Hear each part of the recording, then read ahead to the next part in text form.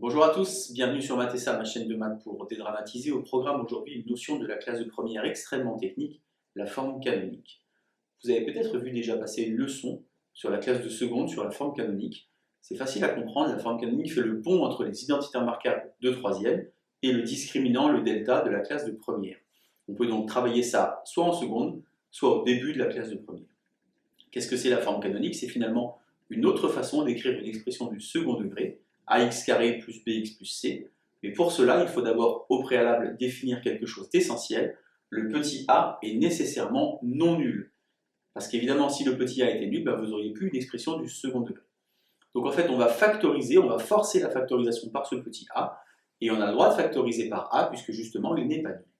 Donc on va donc écrire a, facteur de x carré plus b sur ax plus c sur a. On va donc tenter d'utiliser une identité remarquable que vous connaissez tous sous la forme a carré plus 2ab plus b carré, par exemple.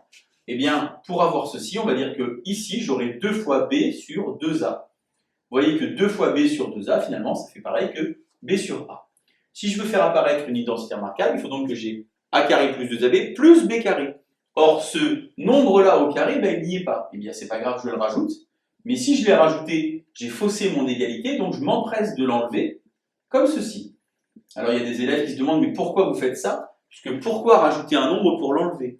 Eh bien, en fait, c'est une opération transparente qu'on ne voit pas passer. Simplement, en ayant fait ça, on se rend compte qu'ici, on a exactement l'identité remarquable x plus b sur 2a au carré. Ensuite, les deux fractions qui me restent là, je vais les mettre au même dénominateur. Vous voyez pourquoi c'est technique? Parce qu'il n'y a que du calcul littéral, avec des fractions notamment. Donc, je vais donc tout mettre sur 4a carré. Et donc, j'aurai b carré moins 4ac. Le a, qui est ici en facteur devant, je vais donc le distribuer. Donc, ax plus b sur 2a au carré, moins. Au dénominateur, il me restera simplement que 4a. Et au numérateur, b carré moins 4ac. Eh bien, ce nombre b carré moins 4ac, qui est ici dans le petit rectangle rouge, ça porte un nom, ça s'appelle le discriminant. On appelle aussi ça delta. Si vous parlez maths avec vos parents, ils en ont un vague souvenir, delta. Ils vous diront, ah oui, je me souviens, c'était pour calculer les racines d'une équation du second degré. Eh bien, c'est ce qu'on fera dans une prochaine leçon. Alors, qu'est-ce que c'est que la forme canonique? Finalement, c'est écrire quelque chose de la forme A, facteur de x moins, n'oubliez pas, x moins alpha au carré plus bêta. D'après mes formules, mon alpha vaut donc moins b sur 2a, et mon bêta vaut donc, alors là on a 4a, et donc on a moins facteur de b carré moins 4ac. Vous voyez, c'est assez technique, mais finalement, on comprend bien, il faut factoriser et faire apparaître une identité remarquable. Alors, 3 exemples pour vous. Ici, un exemple basique qu'on pourrait traiter en seconde. Ici, un exemple un peu plus intelligent, mais qu'on pourrait aussi traiter en seconde. Et là, un exemple beaucoup plus difficile, qui est vraiment un exemple de la classe de première. Donc, utilisons notre formule. Donc, faisons apparaître la forme canonique. À mon avis, c'est pas la peine d'apprendre ces formules qui sont là. Je sais qu'il y a des élèves qui rêvent d'apprendre des formules. Vous voyez, en fait, on va les retrouver simplement, tranquillement. Alors, 6, 2 fois 3. Si j'ai fait apparaître mon 3 ici, c'est donc ici, je vais mettre 3 au carré. Comme ça, j'aurai a carré moins 2ab plus b carré. Mais si j'ai ajouté 3 au carré, je vais l'enlever immédiatement. Plus 10.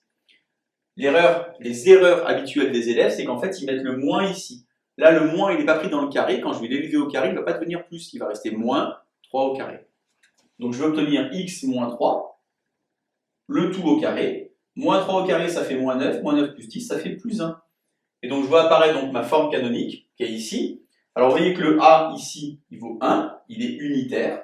Et ici, donc, j'ai alpha qui vaut 3 et bêta qui vaut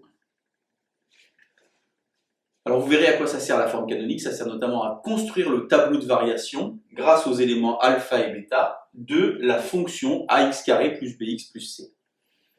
Deuxième exemple, cette fois-ci, ce qui change fondamentalement entre cet exemple-là et cet exemple-là, eh bien, c'est que le nombre qui était devant le x, ici, est un nombre pair, donc c'est facile de faire 2 fois quelque chose, tandis que là, le nombre est impair, et donc 7, il va falloir 2 fois 3,5 par exemple. Eh bien, moi, je vous déconseille de faire 3,5. Pourquoi? Parce que vous allez devoir élever au carré. Et je doute que beaucoup d'élèves sachent que 3,5 au carré, par exemple, ça fait 12,25. J'en suis pas sûr. Alors que si au lieu de mettre 3,5, vous mettez 7 demi, eh bien 7 demi au carré, ça fait 7 fois 7, 49.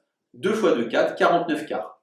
Je sais que les élèves ont un peu peur avec les fractions, mais c'est plus facile ici de travailler avec des fractions qu'avec des nombres décimaux. Alors, 2 fois donc 7 demi, plus 7 demi au carré, moins 7 demi au carré, moins 8.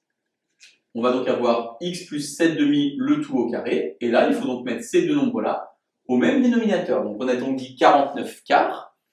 4 fois 8, 32. 49 plus 8, 81 quarts.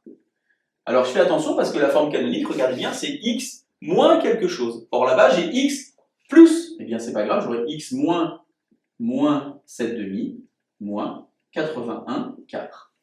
Vous voyez tout à l'heure que ici, le bêta était positif, ben là-bas, il va être négatif. Moins 81 quarts, et le alpha est ici négatif, tandis que tout à l'heure, il était positif. Troisième exemple, cette fois-ci, et donc c'est vraiment ce qui va changer ici, c'est que le petit a, là, le nombre devant x carré n'est plus égal à 1. Et donc il faut faire une factorisation forcée, factoriser d'abord par ce nombre, pour après pouvoir tenter de faire la forme canonique. Donc on a 5, x carré plus, alors ici je vais avoir 4 cinquièmes de x moins 9 cinquièmes. 4 cinquièmes, c'est 2 fois 2 cinquièmes.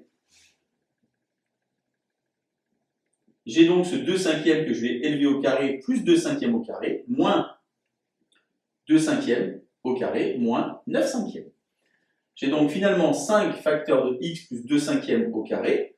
Il faut que je mette ces deux nombres là-bas, comme tout à l'heure, au même dénominateur. Donc là, je vais avoir moins 4 sur 25. Là, comme j'ai 5, il faut que je mette au même dénominateur. Donc 5 fois 9, 45. 45 plus 4, ça fait donc 49 25e. Et là, il y a un énorme piège. C'est que la forme canonique, c'est a, x moins quelque chose au carré, plus un nombre. Et vous voyez qu'ici, en fait, le 5, il est en facteur de tout le monde. Il faut donc que je développe maintenant ce 5, que je distribue ce 5, comme ceci. Donc là, j'aurai moins 49 cinquièmes. Au final, j'ai donc alpha qui vaut moins 2 cinquièmes et bêta qui vaut moins 49 cinquièmes. Vous voyez, la forme canonique, c'est pas si facile que ça. Attention, rigueur, méthode. Allez, à vous de jouer. Bonne journée sur Mathessa. À bientôt.